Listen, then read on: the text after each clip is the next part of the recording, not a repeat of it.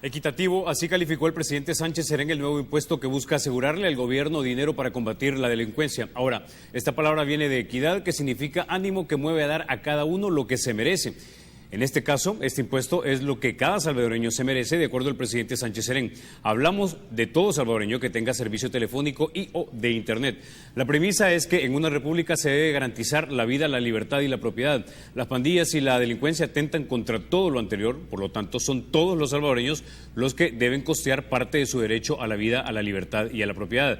Pero no todos están de acuerdo. El arzobispo de San Salvador, Monseñor José Luis Escobar, consideró que este es injusto y que en todo caso esto debe ser pagado por los que más tienen, y habla de las telefónicas. Nos adentramos entonces en el punto de si este impuesto es justo y necesario o no lo es. En Estados Unidos, George Washington, en su discurso de despedida en 1797, afirmó que los ciudadanos deben tener en mente que para el pago de las deudas públicas se necesita de entrega de dinero. Este viene de impuestos y que estos no dejan de ser inconvenientes o desagradables, pero una vez aprobados por necesidad pública, es nuestro deber como ciudadanos pagarlos con espíritu de consentimiento. Pero si este impuesto es aprobado y vamos a tener que cumplir con nuestro deber pagándolo, las preguntas quedan. ¿Se tiene ya el dinero suficiente, pero no se ha buscado? ¿Se está usando bien actualmente el dinero que se tiene? Y más importante aún, ¿hay garantías de que se use acertadamente este dinero si se aprueba el impuesto? Para hablarnos de esto ya nos acompañan en el estudio el señor Luis Cardenal, él es el presidente de la Cámara Salvadoreña de Comercio. También nos acompaña Federico Hernández Aguilar, el director ejecutivo de la Cámara de Comercio. Y bienvenidos, caballeros, a República. Entonces, quedan las preguntas. Tenemos el dinero adecuado o suficiente, pero no hemos determinado que sí está ahí y que debemos reorientarlo. Bueno, esa es precisamente la pregunta que todos nos hacemos y nos hemos venido haciendo desde hace mucho tiempo. El problema de la seguridad amerita que todos contribuyamos, que todos participemos, si es necesario que todos nos sacrifiquemos. Pero antes de llegar a sacrificarnos nuevamente, porque recordémonos que en estos dos gobiernos han habido al menos 3 reformas fiscales en las cuales nos han ido aumentando paulatinamente los impuestos, y hay que recordar también que estos han sido los gobiernos que más recursos han tenido y que menos resultados nos han dado. Comentábamos antes de empezar el programa que Rodrigo Ávila había dicho públicamente que cuando la última vez que él fue director de la policía, él manejaba un presupuesto de alrededor de 100, 110 millones de dólares. Estos gobiernos han venido manejando presupuestos de 450 millones de dólares, solo en el aspecto de seguridad. El presupuesto general de la nación pasó, como se ha señalado, a arriba de 4.400 millones de dólares, 4 billones.4 millones de dólares. Entonces, nosotros nos preguntamos, ¿cuál ha sido el uso que se le ha dado a estos recursos? ¿Han sido bien implementados? ¿Será un problema de recursos o un problema de una mala estrategia o de una peor ejecución? Porque los resultados están a la vista. Por mucho que se digan las cosas, tenemos aumentos en extorsiones, aumentos en robos, aumentos en la sensación de inseguridad y ya no digamos aumentos en homicidios. Concluyendo, creo que lo primero que tendríamos que hacer es ser transparentes con el uso de los recursos, ser un poco más, digamos, sé que no todo se puede revelar, pero por lo menos ser un poco más, compartir un poco más cuál es la estrategia, que nosotros estamos convencidos que no hay estrategia. Veamos cómo se ha dicho de que todo esto que se está implementando proviene del Plan El Salvador Seguro, que surge del Consejo de Seguridad y Convivencia Ciudadana, y que resulta que ni siquiera el Consejo conocía de esta propuesta. Y después de leer la propuesta que surge del Consejo, nos damos cuenta que son 124 medidas, las cuales no podríamos considerar que son un plan de seguridad. No hay prioridades, no hay calendarios, no hay directamente responsables, todo es una nebulosa general en la cual nos da la impresión que lo que se quiere es compartir la responsabilidad de la seguridad y que no le caiga todo al gobierno, sino esparcirla por todos los 60 o 80 miembros del Consejo, y además utilizar el Consejo como una excusa para poder aumentar los impuestos de otra manera. Se fue y se habló, que es importante señalarlo, de que se iba a estudiar un modelo en Colombia de cómo fue que funcionó la contribución especial en Colombia. Mientras la gente del Consejo, alguna gente del Consejo va a Colombia a ver esa experiencia, sin decirles nada, meten esta propuesta. Entonces uno dice, ¿hay sinceridad? ¿Están actuando con transparencia? ¿Saben lo que están haciendo? ¿O lo que están haciendo lo están haciendo a espaldas de los ciudadanos? Y si es a espaldas de los ciudadanos, ¿será que continuamos con esa vieja tendencia de la tregua, donde las cosas pasan y después se niegan, se dice que sí, que no, que ahí lo puse, que no fui yo, que fue el otro, y al final los resultados están a flor de piel de los ciudadanos? El problema no se resuelve, sino que se agrava, y siempre se requieren más recursos, porque los recursos que se tienen, aunque sean abundantes, nunca alcanzan. Ok, antes de pasar contigo, Federico, quiero que escuchemos algo de lo que dijo el presidente Sánchez Serén ayer durante conferencia de prensa en Capres. Escuchemos. Una contribución en la que todos los salvadoreños vamos a participar, porque todos estamos preocupados por el nivel de inseguridad del país. Claro que afecta a población pobre, pero también afecta a todos aquellos empresarios que usan el sistema de comunicaciones y que invierten miles y miles de dólares. Bueno, ahí lo tenemos. Básicamente, esta es una responsabilidad compartida de tener que sernos más seguros como país, Federico. Sí, es decir, así es como se ha vendido.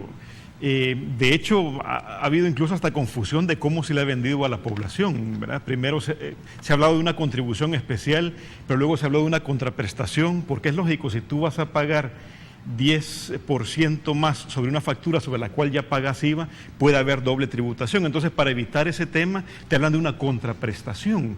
Algo así como funcionan las tasas municipales, por ejemplo, ¿verdad? Tú das un dinero por el cual tú recibes una prestación que ves reflejada de manera casi inmediata, digamos, ¿verdad?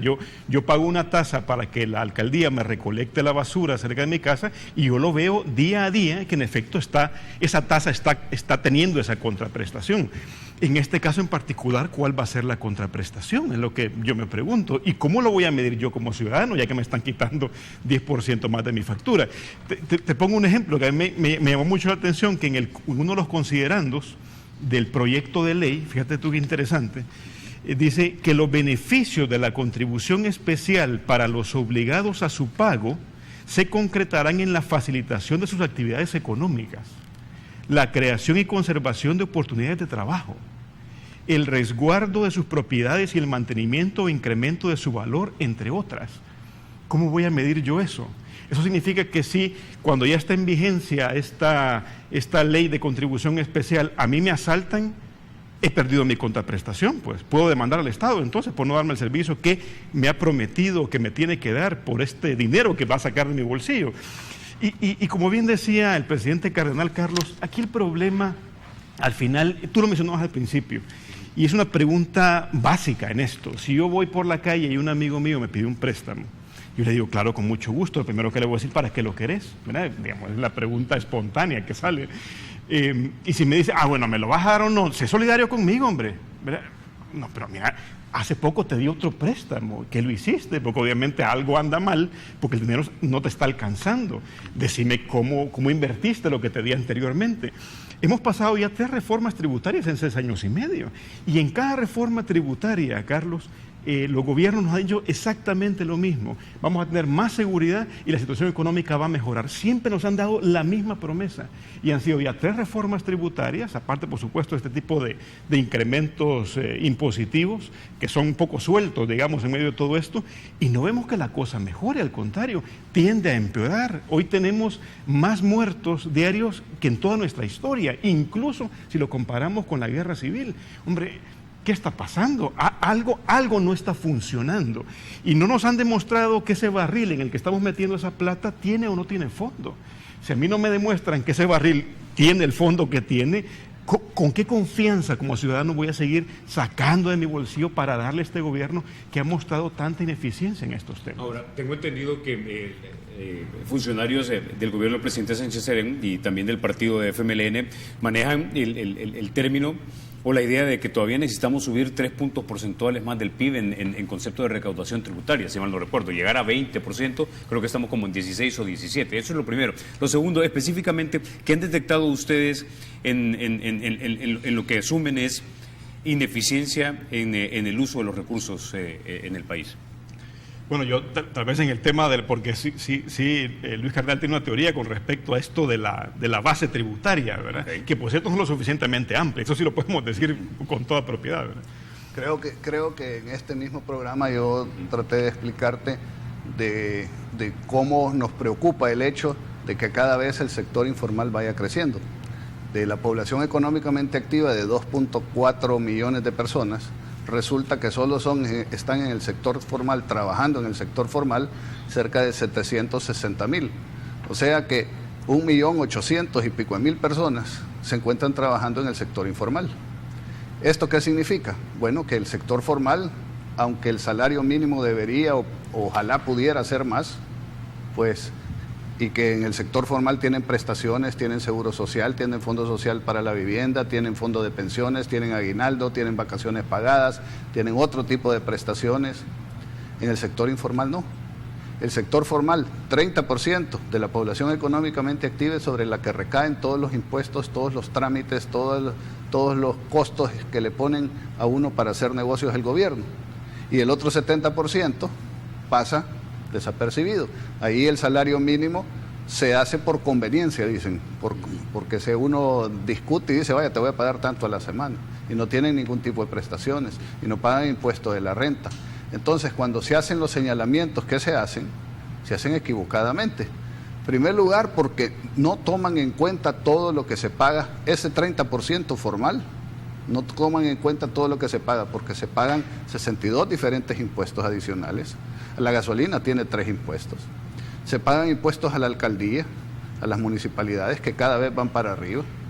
Y de esa manera, aún así, se hizo un cálculo y se les demostró que El Salvador no está entre los 3 últimos en América Latina, como le gusta decir al gobierno, sino que está entre los primeros 5 de América Latina que más pagan. Ese 30%.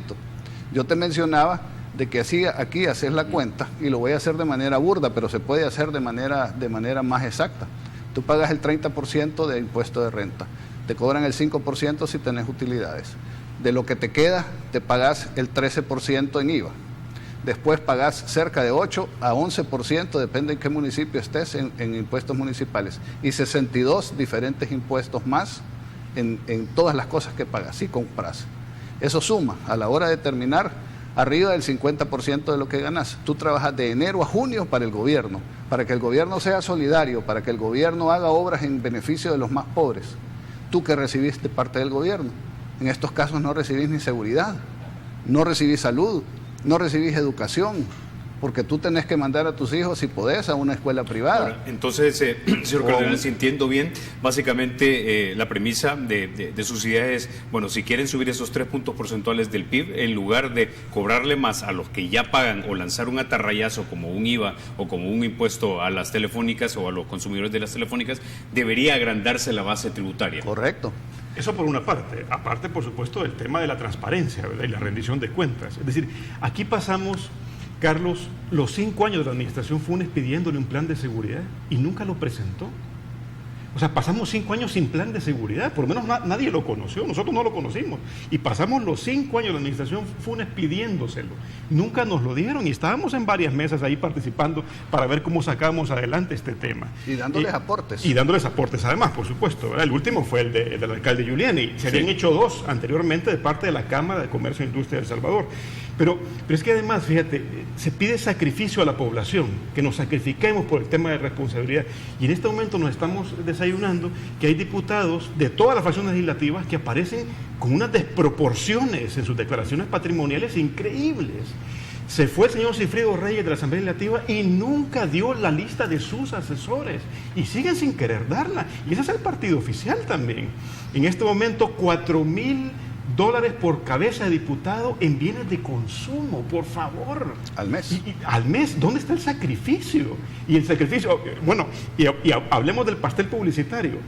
Sigue siendo un secreto de Estado saber cuáles fueron los gastos publicitarios de la administración Funes. Y actualmente no sabemos cuánto gasta el gobierno, pero te puedo asegurar que es una millonada.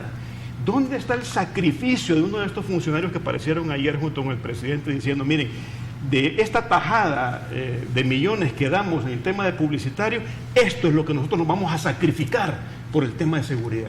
Yo no veo a ningún funcionario haciendo eso. Y nos piden a todos los ciudadanos que nos sacrifiquemos por la seguridad. Te lo pongo también de otra manera. El mismo gobierno, y hay organizaciones afines al gobierno que dicen de que aquí no se pagan cerca de 2.000 millones de dólares al año en evasión, elusión, falta de pago de impuestos y todo. Y sacan una lista bastante detallada de dónde es que suman esos 2.000 y pico millones. Y uno se pregunta, si saben por la lista quiénes son los que no pagan, ¿por qué no van y les cobran? Si tienen todos los instrumentos y todo la capacidad del Estado detrás de ellos para irles a cobrar, inclusive hasta la misma Fiscalía. ¿Cuáles son las respuestas que se dan?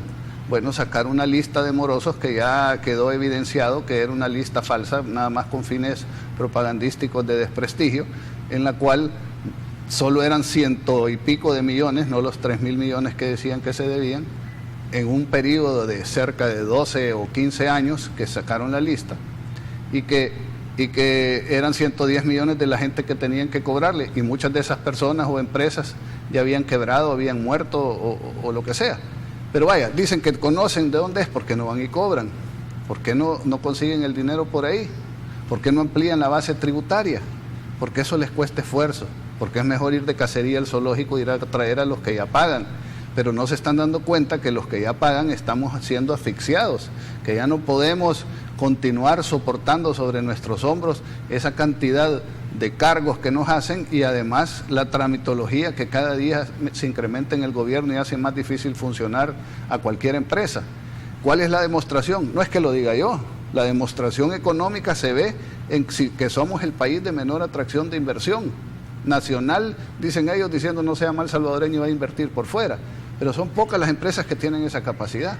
Los que estamos aquí continuamos invirtiendo para poder sobrevivir, pero los inversionistas que tienen opciones, que pueden ver en cualquier país a dónde van a ir a invertir, no vienen a El Salvador, y habrá que preguntarse por qué, y las razones las estamos dando. Aquí no hay visión del rumbo hacia dónde vamos. No conocemos, dicen que es un socialismo guanaco, que es un socialismo propio de nosotros, ya niegan el socialismo del siglo XXI, ya se habla de que aquí vamos por buen camino pero no se define, los planes quinquenales son unas listas de aspiraciones que no definen nada, los compromisos no se cumplen, las promesas que se hacen en las campañas de las fábricas de empleo y de tantas otras cosas tampoco existen. Y entonces, ¿qué es lo que sucede?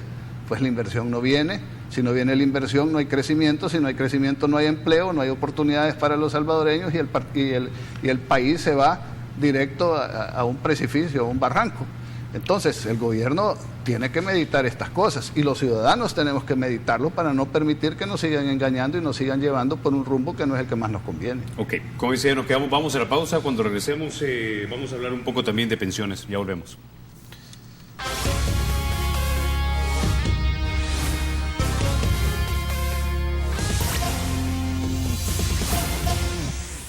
Bueno, hablemos ahora entonces un poco de pensiones, Federico. Ya se habló de este sistema mixto, pero para muchos esto no sería nada más que básicamente quitar ese compromiso del 1.1% que se le paga actualmente a los trabajadores, y básicamente decirles tus fondos son míos para utilizarlos como yo desee. ¿Es esto preciso? Mira, creo que sobre este tema, Carlos, es importante entender que hay un principio básico, que además está protegido por nuestra Constitución política, y es el derecho de propiedad. Y los fondos de pensiones actualmente funcionan más o menos como funciona una cuenta de ahorro que tú tienes en el banco. Tú eres el dueño de esa cuenta de ahorro. Nadie puede llegar a quitártela, a expropiártela o a confiscártela. No pueden hacerlo porque es tuya, tú has puesto tu dinero ahí y has confiado en el banco para que te lo administre, ¿verdad? Mientras tanto, el dinero está ahí y nadie te lo puede quitar. Algo muy similar pasa con las cuentas individuales en este momento en los fondos de pensiones. Las AFP se encargan de administrar una plata que es tuya y que tú pones en manos de ellos para que los tengan ahí guardados para el momento en que tú te toque retirarte. Por eso son cuentas individuales, y por eso es que cada cierto tiempo tú recibes de parte de las AFPs una cuenta de cómo se encuentra en ese momento aquel dinero, ¿verdad? Y cómo va ganando intereses además, dependiendo lo que ocurra. Ya sabemos que después de la reforma del 2006 eso cambió un poquito, ¿verdad? Porque se obligó a las AFPs a invertir en papeles del gobierno que no están siendo suficientemente rentables. Pero el asunto aquí es que hay que entender primero eso que es básico. Hay un derecho de propiedad aquí consagrado por la Constitución.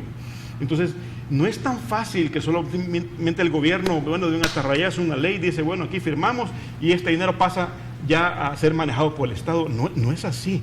Hay un derecho de propiedad que se debe proteger y por el cual es obvio, y con toda la razón del mundo, los trabajadores sobre todo están protestando ante esto. Porque, mire, a ver, espérenme, yo recibo de esta cuenta por lo menos la garantía de esta AFP que me va a cumplir, y de usted que voy a recibir promesas, como se recibían en el sistema anterior, que por eso colapsó, entre otras cosas. Esos sistemas de reparto no han funcionado, no funcionan, ha quedado totalmente demostrado. De hecho, parte de la deuda que en este momento arrastra el Estado es precisamente porque colapsó ese sistema, porque era infuncional, era insostenible. Entonces, nos van a decir que ahora vamos a hacer un sistema mixto, donde hay un sistema de reparto y a la vez un sistema individual privado, es un poquito complejo. Y es obvio que alarme a la gente, porque se trata finalmente de sus ahorros. Ahora, Federico, algunos economistas como el doctor Salvador Arias creen que el sistema público colapsó, no porque los parámetros, digamos, no eran los adecuados o estaban desfinanciados, es decir, muy poca inversión, pero una gran pensión, sino que básicamente colapsó porque le quitaron la fuente de ingresos a ese sistema, es decir, pasaron a todos los jóvenes al sistema privado. No es cierto. Señor Cardenal. No es cierto. Esto hay que entender que lo que está haciendo el gobierno con esta propuesta no es una reforma del fondo de pensiones, es una solución a su problema fiscal. Y eso lo que va a generar es más problemas a futuro. Habrá que hacer una historia, pero hay que decir la verdad. El sistema anterior se modifica porque estaba básicamente quebrado. Tenían en cuenta de ahorro en esos momentos como 400 millones y las obligaciones que se les venían encima eran de varios billones de dólares. Si eso no se hubiera reformado, la cantidad de deuda que tendría el país sería enorme. Ahora tenemos una deuda grande, pero gracias a Dios que se reformó lo que se venía teniendo, porque si no hoy sería 3 veces lo que tenemos ahora. Y se reformó esto. Yo nunca estuve totalmente de acuerdo con la forma en la que esto se modificó, porque habían otras propuestas que en mi entender parecían que eran mejores. Pero dada esa situación, la reforma que se propone no va a resolver nada.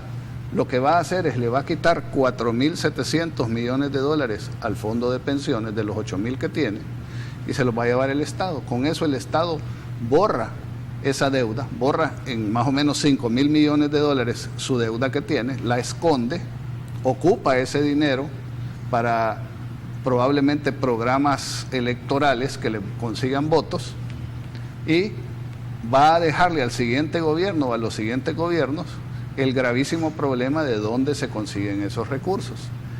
Al doctor Arias, pues habría que decirle que saque bien la punta al lápiz y saque bien sus cálculos, porque un fondo de pensiones en los cuales uno cotiza bien poquito, como era en el pasado, uno cotiza bien poquito y recibe pensiones del 100% o del 70%, pues entonces es imposible que eso se sostenga. Y siempre se va pensando que se va a sostener porque la economía va a ir creciendo y un mayor número de jóvenes van a ir entrando y esos jóvenes van a ir sosteniendo a los viejitos que nos vayamos retirando. Pero eso no se dio.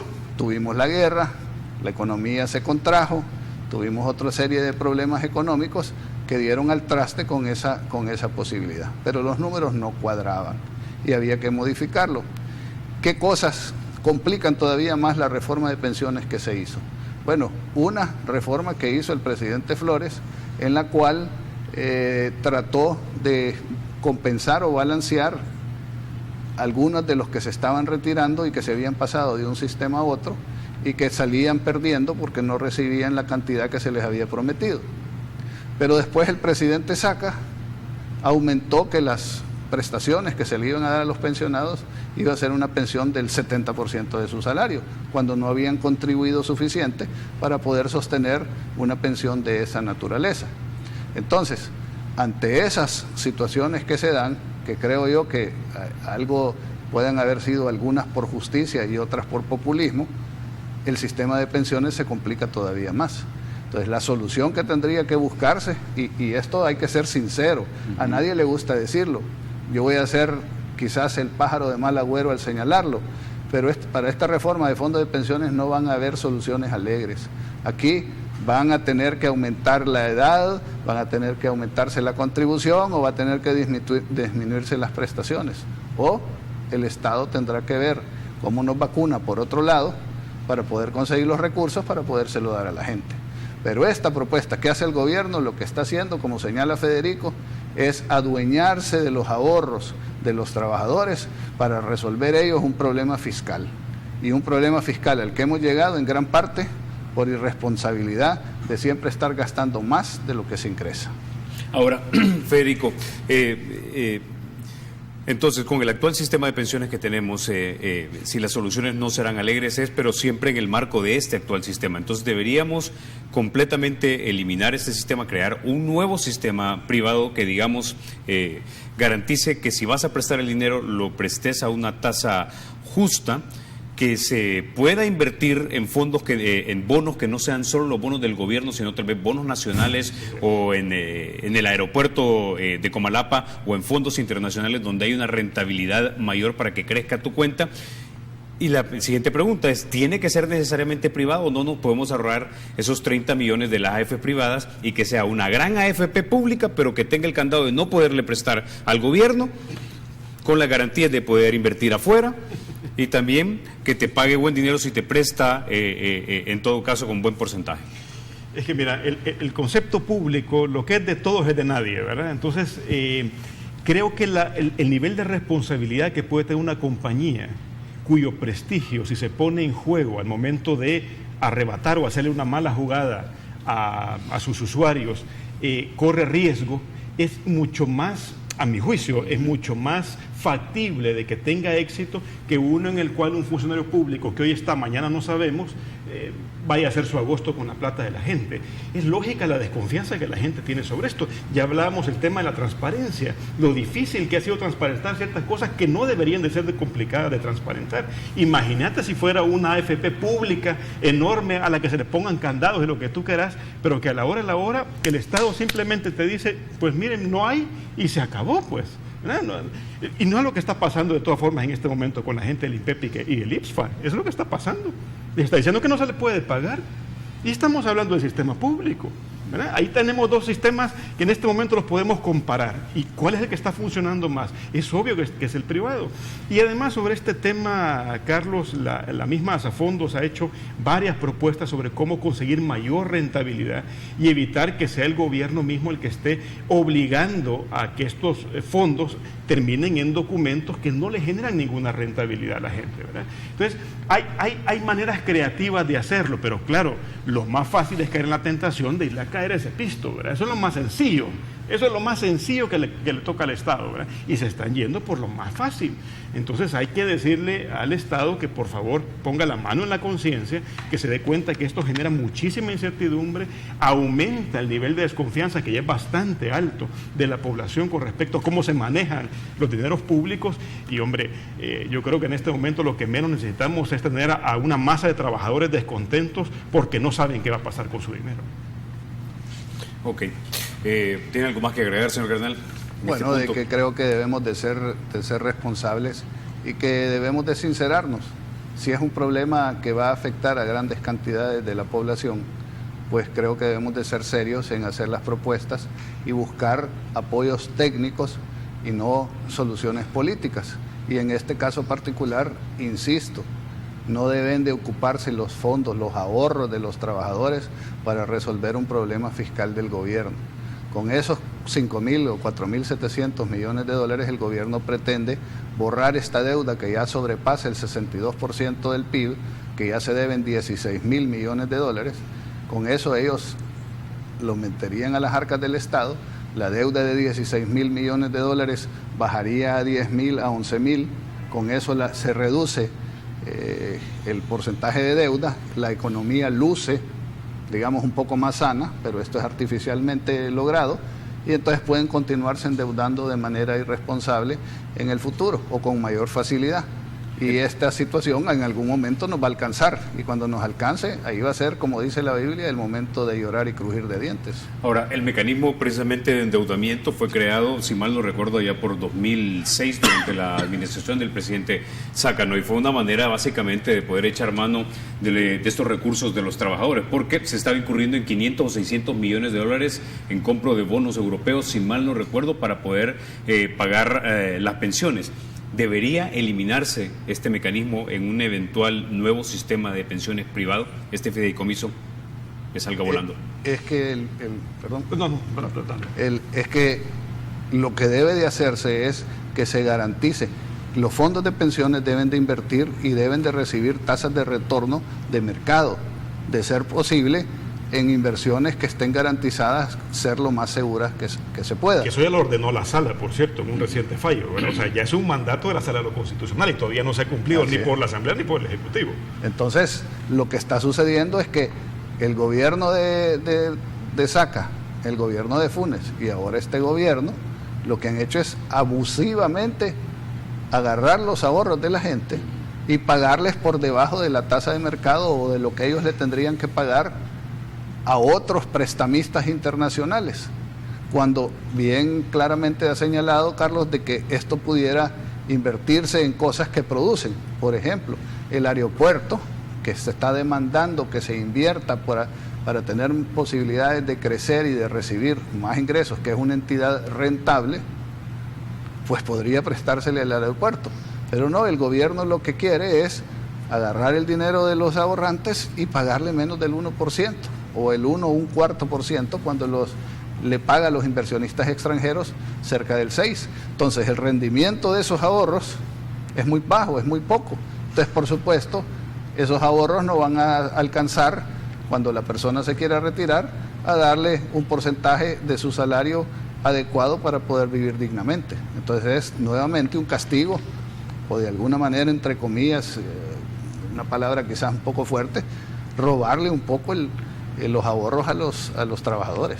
Okay. Y aquí es importante, de nuevo, y con esto creo que terminamos, Carlos, pero es importante reiterar la rendición de cuentas, la transparencia. Esto es importante. Se viene pidiendo desde hace bastante tiempo una ley de responsabilidad fiscal, precisamente para que esta deuda no siga creciendo, el déficit fiscal no siga aumentando de la manera exponencial en que ha aumentado en los últimos años, ¿verdad? Y hay resistencia. Nadie impulsa en la Asamblea Legislativa una ley de responsabilidad fiscal de verdad, que haga que los salvadoreños podamos estar tranquilos que este gobierno no va a seguir endeudando, olvídate a nosotros, a nuestros hijos y a nuestros nietos. Sí, fíjate que si hubiera voluntad, creo que en el 2012 se firmó un documento, ahí están las firmas de los diputados, en donde se comprometían a que iban a firmar esa ley y la iban a pasar.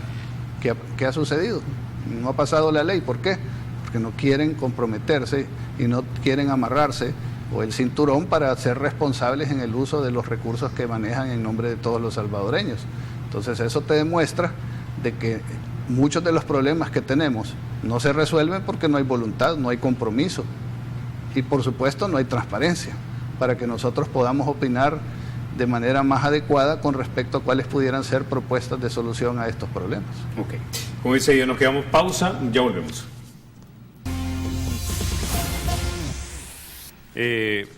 Vamos a hablar ahora un poco de la economía. Federico, quisiera iniciar contigo. Ya vamos casi al último trimestre del año. Si mal no recuerdo, la perspectiva de crecimiento en enero de este año, según lo que había dicho el presidente del Banco Central, no sé si era 2,6 o 2,8%, pero ¿cómo vamos a cerrar? ¿Cómo están viendo ustedes el pronóstico económico? Bueno, de momento, digamos, hasta lo que se tiene a septiembre, no muy bonancible, ¿verdad? La situación del país sigue siendo complicada. Ya estábamos hablando aquí de lo complejo que es incluso tramitar una iniciativa privada que tenga cierto nivel de futuro, cierta esperanza hacia el futuro. Esto complica mucho más las cosas y, por supuesto, esta escalada impositiva hace más compleja la situación también, ¿verdad? De nuevo, Carlos, aquí es una combinación de cosas. Es cómo maneja las finanzas públicas el gobierno, qué cosas nos dice para pedirnos más dinero, cómo ejecuta esas imposiciones, y todo eso va generando alrededor de la iniciativa privada, alrededor de los sectores privados, de sectores productivos, mayor incertidumbre, mayor desconfianza, mayor desmotivación. O sea, que aquí te tardes 3, 4 meses en abrir una empresa, no puede ser. No puede ser si el país está demandando empresas. El presidente Sánchez Serén el pasado 15 de septiembre hacía una alusión un poco general a todos los empresarios diciendo que tienen que invertir en El Salvador. La verdad es que es difícil saber a qué empresarios les habla, pero en el caso, por ejemplo, de las empresas, de las 1.200 que están en la Cámara de Comercio, 2.200, perdón, 2.200 que están en la Cámara de Comercio, alrededor del 80 y pico % de ellas son micro y pequeñas empresas, Carlos. Están en medio de una economía de sobrevivencia, una productividad de sobrevivencia, para ver cómo hacen para llegar al fin de mes y poder pagar esa planilla de la cual dependen 8, 10, 12 familias. ¿Verdad? Esa gente se la está viendo a palitos en este momento para poder invertir. Lo que hacen es sobrevivir. Yo no sé si a esa gente le estaba hablando el presidente Sánchez Serén, y además, como decía al principio de esta entrevista Luis Cardenal, las empresas que son capaces de ir a invertir fuera son contadas con los dedos de una mano, Carlos, no son muchas. Qué bueno además que el mercado se les quede chiquito y vayan a otras partes, qué bueno. Yo no veo a ningún funcionario público diciéndole, por ejemplo, a un empresario colombiano que viene a invertir a El Salvador, que viene a confiar en nosotros, no hombre, sea patriota con Colombia, váyase otra vez a Colombia, allá invierta. ¿Verdad que no le decimos eso? Y hace un par de años también Alba se descubrió que estaba tratando de comprar una petrolera en Guatemala y que el negocio se les cayó por diversas razones que no vienen al momento, pero hasta la misma Alba anda buscando cómo invertir en diferentes países de la región. ¿Por qué no se quedan a invertir todo aquí si son gente de bien? O sea, toda persona que quiere iniciar una empresa en El Salvador, Carlos, que comienza micro, lo hace con la ilusión de convertirse en pequeño, y cuando es pequeño lo hace con la ilusión de convertirse en mediano y de crecer.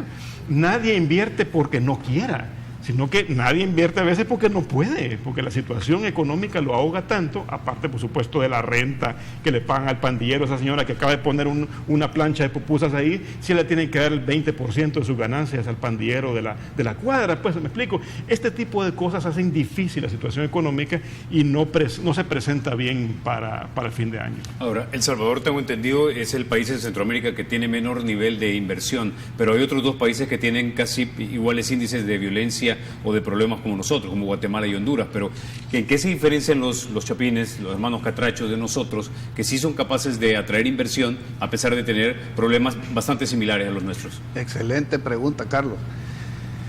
Por eso de nosotros decimos que el problema de la inseguridad o de la seguridad es solo una parte. La parte quizás más fundamental es el hecho de tener la seguridad de reglas claras, la confianza en el sistema que nos vamos a desarrollar, que tengamos confianza que la seguridad jurídica va a estar presente, que los derechos de los inversionistas van a ser respetados, que la propiedad privada va a ser respetada. Ese tipo de cosas, esa incertidumbre, esa inseguridad, ese no conocer las reglas de juego, de no tener conocimiento de cuál es el rumbo que llevamos y hacia dónde es que nos dirigimos, es la que hace que la gente no invierta, o sea, que no venga la inversión. Esa inseguridad pesa a veces más que la inseguridad ciudadana, aunque las dos son importantes. Aquí el gobierno también peca de no decir la verdad, porque si a uno le dicen que las cosas van a ser de un modo y después la realidad le demuestra que eso no es así, entonces la desconfianza se va alimentando y va creciendo. ¿A qué me refiero? Bueno, nosotros señalamos, y creo que en tu programa lo hicimos hace como un año, que cuando se estaba aprobando o discutiendo el presupuesto general de la nación, nosotros dijimos ese presupuesto está desfinanciado, es un presupuesto mentiroso. Se están sobreestimando los ingresos y el crecimiento que tiene la economía, por una parte, y por otra no se están reconociendo las deudas que tiene el Estado y las inversiones que se requieren hacer. Y les dijimos, miren, esto lo que va a producir es que allá por octubre el gobierno se quede sin dinero y tenga que endeudarse más. Bueno, el gobierno se quedó sin dinero y dijimos que iba a ser entre 900 a 1.200 millones, entre 800 y 1.200 millones de dólares. Eso lo dijimos, ahí está, busquen en los archivos. ¿Qué pasó? El gobierno se quedó sin dinero en julio. En julio ya estaban pidiendo los 900 millones en crédito que están ahorita suspendidos, pendientes de la sentencia de la Sala de lo Constitucional. Ahí está la verdad. Ahora nos están diciendo que vamos a crecer 2.6 o 2.8. Tenemos una sequía que no es culpa del gobierno, pero bien nos hubiéramos podido preparar mejor para esa sequía para que el impacto no hubiera sido tan grande, pero no nos preparamos. Entonces, nosotros estamos convencidos que si crecemos al 2% va a ser con mucha suerte y no vemos que lleguemos al 2%. Y el gobierno pareciera que maquilla las cifras de manera tal que no reconozca un problema que estamos enfrentando. Y te aclaro lo que dije de la sequía. En la época del presidente Saca se aprobó en el BESIE un préstamo por $60 millones para crear lugares de riego allá en el oriente del país. Ese dinero se desembolsó y lo tuvo el gobierno del presidente Funes. Cuando los agricultores que se iban a ver beneficiados con ese programa de riego preguntan al gobierno, le preguntaron al ministro de Agricultura pasado, ¿qué pasó con esos 60 millones? ¿Por qué no se hizo? Si tuvieron el dinero, ¿por qué no se hizo ese proyecto que ahora estaría protegiendo un poco a los agricultores en Oriente de esta sequía? El señor ministro de Agricultura dijo que no, porque eso se había ocupado para apoyar a los caficultores.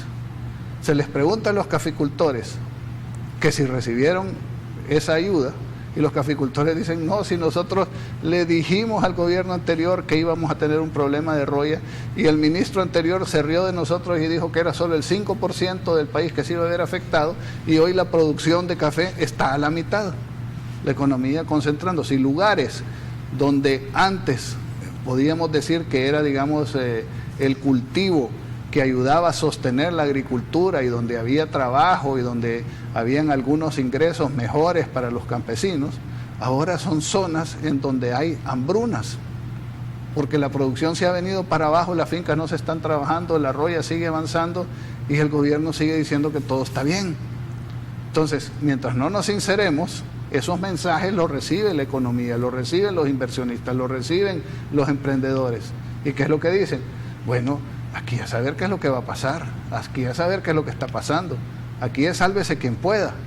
Y eso es lo que produce que la economía no crezca, que no se atraiga la inversión, que no haya crecimiento, que no haya empleo, que no haya oportunidades para los salvadoreños y haya menos recursos para el Estado y el Estado tenga que andar buscando cómo asfixia a los pocos que siguen vivos para ver cómo le saca más. Ahora, este 2,2% o 2% implicaría también que no a todo el mundo le está yendo mal. Tengo entendido por lo menos que el sector turismo está repuntando y tengo entendido que el sector de energía podría subir también. No, gracias a Dios, y gracias a Dios que hay sectores, digamos, que están invirtiendo, porque nadie ha dejado de invertir. Aquí hay empresas que siguen invirtiendo en El Salvador y qué bueno, siguen confiando en el país a pesar de todos los pesares, a pesar de todos los obstáculos que se enfrentan, a pesar de todo lo que hemos dicho en este programa, siguen invirtiendo y qué bueno. Y nosotros como Cámara de Comercio lo que hacemos cada uno de nuestros viajes y en las reuniones que tenemos con inversionistas es decirles, confíen en El Salvador, ¿verdad? Eso es lo que nosotros les tenemos que decir, porque es obvio aquí, el país finalmente logra salir adelante por la gente productiva, Carlos. Más allá de los gobiernos van, gobiernos vienen de un signo o de otro, la gente productiva, la gente que se queda a trabajar en El Salvador, esa es la gente que lo saca adelante, ¿verdad? Y en esa gente hay que seguir creyendo. Y qué bueno que haya sectores todavía que estén sacando la cara por esta productividad que el país demanda cada vez con más urgencia. Y además hay que decir algo, Fonmilenio 2, qué bueno, fantástico, aplaudimos además a la Cancillería, qué bueno que se haya conseguido esto. Probablemente no sea, digamos, la inversión tan grande como mucha gente piensa, a lo mejor va a servir para paliar ciertas cosas, pero todo lo que abone, todo lo que sume para ir poco a poco evitando que el país se dirija cada vez más al abismo, pues mejor para todos, ¿verdad? Y nosotros, como gremiales empresariales, Carlos, vamos a seguir ahí contribuyendo. Cada vez que el gobierno nos ha llamado para discutir sobre determinados temas, ahí hemos estado y vamos a seguir estando, porque nos interesa que le vaya bien. Si al gobierno le va bien, le va bien a todo el mundo. Y obviamente hay temas que este gobierno tiene la mayor responsabilidad en ver cómo los resuelve. Y vamos a estar ahí para ayudar, pero no de la manera en que lo están haciendo, ¿verdad? Necesitamos que haya haya un cambio de actitud para empezar, pero que además que haya mucha sinceridad, mucha rendición de cuentas, mucha transparencia. Si no regeneramos esa confianza que se ha perdido, es muy complicado que todos juntos empujemos esta carrera. Bueno, caballeros, se nos acabó el tiempo. No me resta más que agradecerles que hayan estado ustedes esta mañana aquí en República. Muchísimas gracias. A la orden. Buenos días. A ustedes, amigos, les deseo que tengan un buen resto del día. Se quedan con Teleprensa edición matutina y recuerden, la República es de todos. Hay que cuidarla.